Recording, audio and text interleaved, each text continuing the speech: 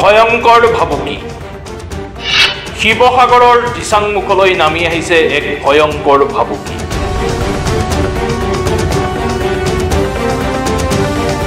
শিৱসাগৰৰ চহৰৰ পৰা প্ৰায় 15 কিলোমিটাৰ নিলগত দিচাংমুখৰ নদীৰ কাষৰীয়া অঞ্চলৰ বৰলুইতৰ বুকুত যা গৈছে শ শ বিঘা ভূমি, যাৰ বাবে চিন্তিত হৈ পৰিছে স্থানীয় ৰাইজ। গৰাখহনীয়াই ভয়ংকৰ ৰূপ ধাৰণ কৰাৰ বিষয়টোৰ চৰকাৰ তথা স্থানীয় বিধায়ক অখিল গগৈক ৰাইজে বহুবাৰ গৰাখহনীয়া ৰোধ কৰাৰ ক্ষেত্ৰত পদক্ষেপ গ্ৰহণ কৰিবলৈ দাবী জনাই আহিছিল যদিও আজিৰ পৰ্যন্ত কোনো ধৰণৰ সুফল নোপোৱাৰ অভিযোগ উত্থাপন কৰিছে অঞ্চলবাসী তথা স্থানীয় ৰাইজে। বিগত বছৰৰ তুলনাত এই বছৰ বৃহৎ পৰিমাণে গৰাখহনীয়াৰ হোৱাৰ ফলত ভাবুকি কঢ়িয়াই আনিছে সমগ্ৰ শিৱসাগৰ জিলালৈ।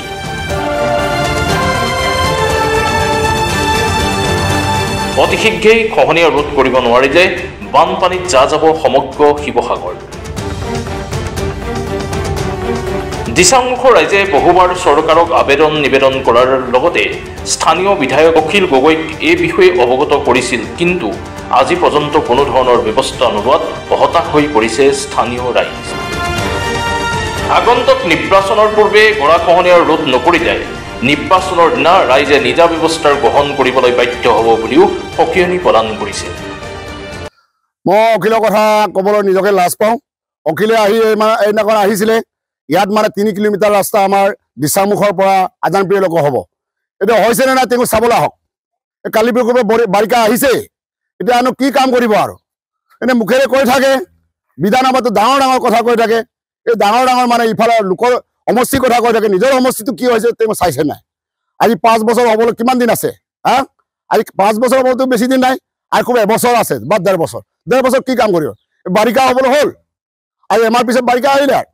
এতিয়া তেওঁ কাম কৰিলে নে নকৰিলে তেওঁ চাবলৈ আহক। সঁচা নে মিছা? বিধানসভাত এনে চিঙৰ বাখৰ কৰি থকা লাভ নাই। আপোনাক মই কৈছোঁ, আকৌ নেক্সট টাইম আহক। 5 বছৰ যি অৱস্থা হ'ল, তেওঁ আমাৰ মিত্ৰজোঁট চৰকাৰৰ লগত আছেই বিধায়ক হিচাপে। তেওঁ ডাঙৰ ডাঙৰ আমাৰ শিৱসাগৰৰ কথা কৈ থাকে। বিধানসভাত শুনিছোঁ এই কামবিলাক ক'ত কৰি দেখুৱাইছে, ৰাইজক দেখুৱাই লওক। এতিয়া জল জীৱন আঁচনি আজি 2 বছৰ হ'ল, পানী গৈছেনে নাই চাবলৈ আহিছে নাই তেওঁ? এনেই মাতিলে নহ'বতো। ৰাস্তাটোতো আমাৰ এটা বেটেৰী ৰিক্সাই যাব নোৱাৰে, দুটাতো বহুত দূৰৰ কথা। এটা বেটেৰী ৰিক্সা অহাৰ লগে লগে এখন স্কুটাৰ ৰ'বলগীয়া অৱস্থা হৈ যায়। দিচাংমুখৰ পৰা অফলা যোৱা ৰাস্তা তেওঁ দেখিছে নাই? অদূৰ চুমনি গাঁৱতো দেখিছে নাই কেনেকুৱা অৱস্থা হৈ আছে? গতিকে তেওঁ কথা বেছি নুলিয়াব। তেওঁৰ কথা আমি কৈ থাকিলে তেওঁ ভাইও মোৰ কথা কৈছে বুলি। গতিকে আধা হোৱা দুটা শিল তেওঁ এৰি কৈছে, এৰি কৰি ইনিগেশ্যন কৰি থৈছে। এইটো কি কৰিছে? এতিয়া আজিলৈকে হোৱাই নাই। গতিকে তেওঁৰ নিচিনা মানুহ আৰু নেক্সট টাইম আহিব নালাগে।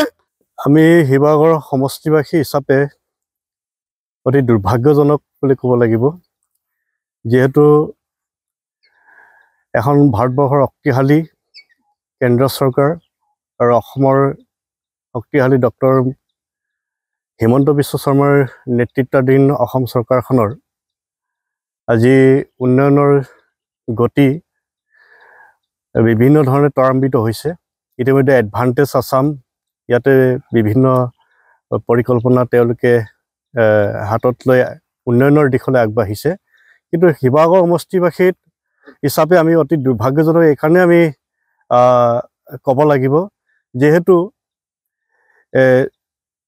আমাৰ ইয়াত এগৰাকী বিধায়ক আছে, তেখেত হ'ল অখিল গগৈ।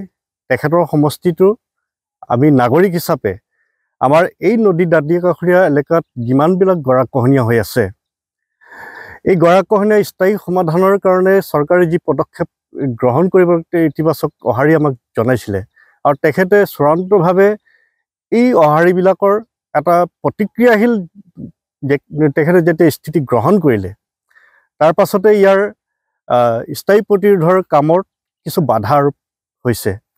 আৰু বিভিন্ন সময়ত হিন্দু মুছলিম ৰাজনীতিক কৰি পেলাই অসমৰ ধুবুৰীত বা অন্যান্য অঞ্চলত আমাৰ স্থানীয় বিধায়কজনে ৰাজনৈতিক ইছ্যু লৈ পেলাই হিন্দু মুছলিমক লৈ তেখেতে হৰফ হৈ পৰে।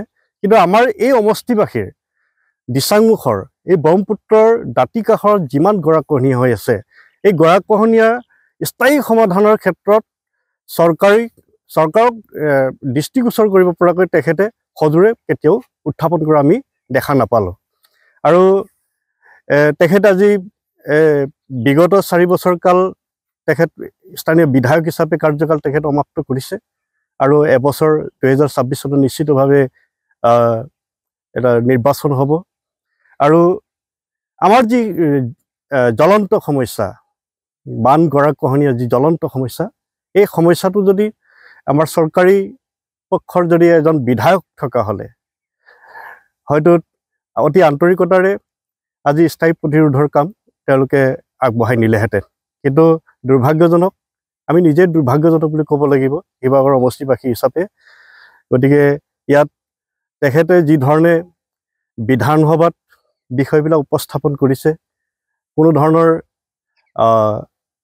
শান্তিপূৰ্ণ আলোচনাৰ যোগেদি তেখেতে ইতিবাচক দিশেৰে কোনো আলোচনা আগবঢ়াই নিদিয়াৰ কাৰণে হয়তো চৰকাৰে এই শিৱসাগৰ সমষ্টি হিচাপে আৰু তেখেতৰ সমষ্টি হিচাপে আমাক অৱহেলিত কৰি আহিছে শিৱসাগৰৰ পৰা অপূৰ্ব ভূঞাৰ সহযোগত নিউজ ডেস্ক ৰিপৰ্ট মাছমে নিউজ